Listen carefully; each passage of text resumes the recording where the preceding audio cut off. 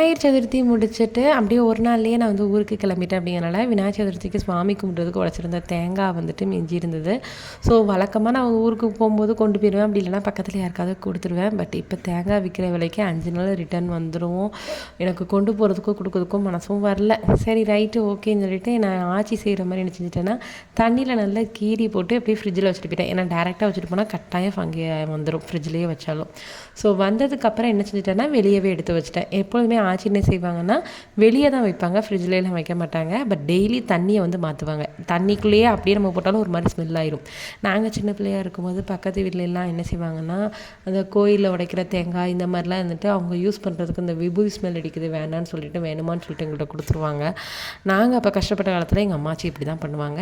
சூப்பராக இருக்கும். 1 வீக் ஆனாலும் அதுக்கு மேலே ஃபங்கி எதுவுமே ஆகாது, கெட்டும் போகாது, அப்படியே டேஸ்ட் இருக்கும். இதே மாதிரி டெய்லி சேஞ்ச் பண்ணணும். தேங்காய் நிறைய உடச்சி வச்சுருக்கீங்கன்னா இந்த டிப்பை ட்ரை பண்ணி பாருங்கள்.